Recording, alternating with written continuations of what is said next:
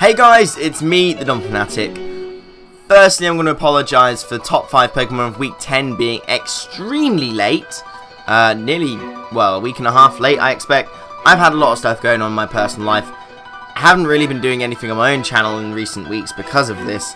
PPL stuff, trying to get that all sorted because of the season's just started. I can't continue giving excuses though. Here is the top 5 Pokemon of the final week of the TBU, where people played each other based on their finishing positions from the previous 9 weeks. So it made some really interesting battles, and it was actually one of the weeks that I've had the easiest choice of making the top 5 because there were so many Pokemon that had just done so much work this week. It was a really strange week to review, really. Things happened that I didn't expect. So hopefully you guys agree with my top 5 here, and let's just get straight into it. Number 5.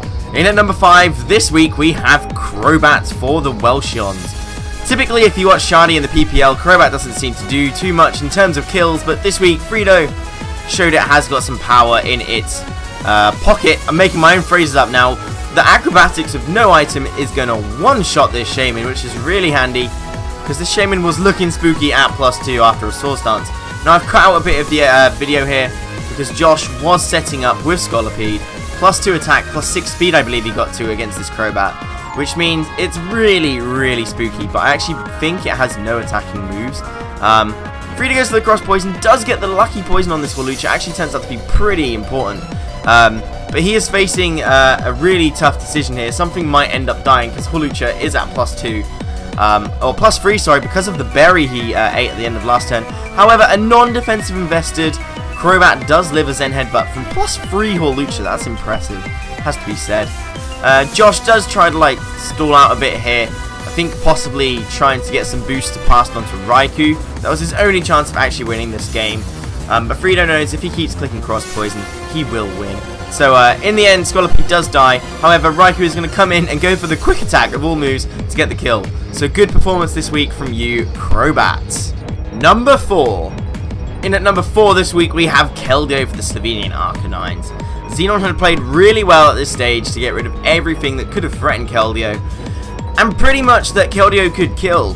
He got a free switch into this Emboar after U-turning with Mega Sizzle, which is a great play in itself. Weavile is the best switch that Bice has, which tells you he doesn't have much to switch in. This is a modest Keldeo, which means the score is going to do loads. He doesn't get the burn, however Weavile can't do much to Keldeo as it doesn't have the Aerial Ace. I'm not even sure if that would have done much itself. However, Xenon's able to get another Scald off on this Weavile and get the first kill of 3 in this battle. And the reason why this is in at number 4 ahead of Crobat is because this Pokemon is what seals the deal for Xenon. Another Scald against Mega Pidgeot. I'm pretty sure Bias favoured a especially defensive version during the majority of the league. However, it didn't want to live up to a Scald. I think the Modest might have come into play there. And then the last Pokemon Bias has is Emboar, which of course is not going to appreciate a stab Scald from Keldeo. That's why Keldeo is in at number 4 this week. Number 3. In at number 3 we have Sharpedo for the Swiskers. Now I have to say 1 to 3 was a pretty tough choice, mainly because they've all done similar things this week. I am personally a huge fan of Sharpedo, and Enzo has highlighted why it could be such a threat in a league format like this. It can run mixed. It gets a great ability and speed boost. It gets an unfortunate freeze here. The freeze didn't really matter though.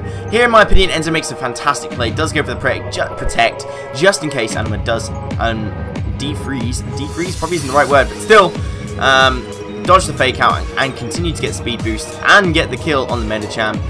Obviously Tangela you think would be the answer to this thing, but actually it's not, because like I said, Sharpedo can run mixed sets. Goes for Crunch here. This still does a decent amount of damage. Life Orb is obviously boosting the power of all these moves. Stab as well. Tangler is nothing to be underestimated, but Ice Beam is going to kill this because its special defense is atrocious. And I believe all that Anima has left is Latios.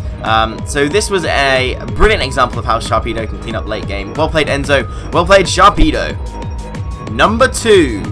In at number 2 this week we have got Crawdor for the Bristol City Fletchlings. If you haven't watched this battle, Gligar has just passed the Swords Dance on to this Crawdon. Super Fang appears to be Richie's only attacking move here, spelling pretty much destruction for him.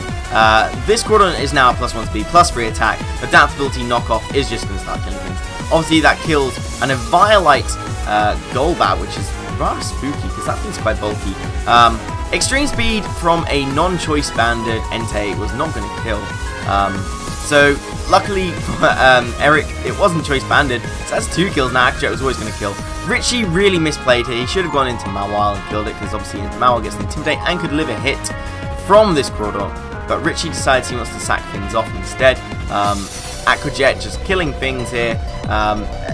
It was really horrible to watch because I knew Richie kind of misplayed, but he gets 5 kills this week. Now, obviously, number 1 has to be pretty special to beat this feat.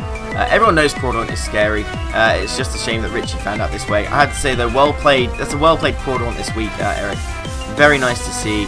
I am a fan of Crawdon, as I am a fan of Sharpedo. I guess you could say I like Dark and Water types. That's all I can summarize from this. Aquajet in vain still does a lot of damage, but as you can see, Richie could kill Crawdon again. Number 1! In at number 1 this week, boy, I'm glad I know how to speed up clips. We have Registeel for the Somerset Scizors. Now, I couldn't exactly leave my man Scissorsome and my team, or, you know, my affiliated team, hanging, could I, in the last week of the TBU Pokemon of the Week? Could I? This Registeel, to cut the story short, is at like +6 after power-up punching against a Snorlax, a war which Jedi was always going to lose. I also left the interesting bit of a Custap Berry Snorlax in there just for you guys. You also get to see Scissor's facial expressions in really super fast mode. That's always going to be entertaining. But Sizz pretty much carried all the coverage he needed on this Registeel. The natural bulk of Registeel means he was guaranteed like at least 4 KOs on things here. Admittedly, this probably happened due to Jedi's, I want to say stupidity, but it's just being Jedi. He does kill the Snorlax with power-up punches 9 heads. He does get the Ice Punch off on that Superior. In comes Zygarde. You think Zygarde's going to come in, right, and just, like, click Earthquake. Probably have a chance of killing this Registeel. Sizz is resigned to losing his Registeel to this Zygarde. However, I think Jedi might have over-predicted there and gone straight for the Outrage, expecting Zapdos. That's 3 kills now for Registeel. In comes Pepe, le plus rarest of Pepes. He goes for Choice Banded something. I missed what move it was, but it's another kill for Registeel. Have you ever seen a Registeel get 4 kills in the game? Well, you're about to see it get 5, because in comes Mr. Mime, and as Jedi promised, double slap Mr. Mime. It is what he brought to this game to try and end on a high note, I guess. But Ironhead's going to kill this Mr. Mime. This is why Registeel's number 1! Thanks for bearing with me, guys, during this episode and over the last few days where I haven't uploaded the Pokemon of the Week. It's been pretty slacking of me, and I do apologise again, mainly to Frito. But here you have it. That was my top 5 Pokemon of the week. Let me know what you think about this top 5 and what your top 5 would have been.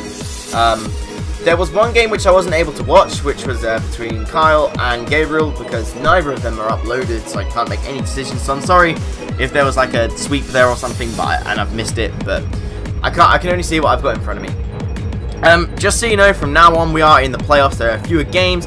There will no longer be top 5 Pokemon of the week. There will simply be a top Pokemon of the week. So make sure you guys check out for that. This is going up late, so as I've already explained. So the top Pokemon of the week will probably be a bit late. Hopefully I can get it out on the same day. As an apology for Frito, of course. So thanks for watching this episode, guys, of the top 5 Pokemon of the week. I'll see you next time. Bye.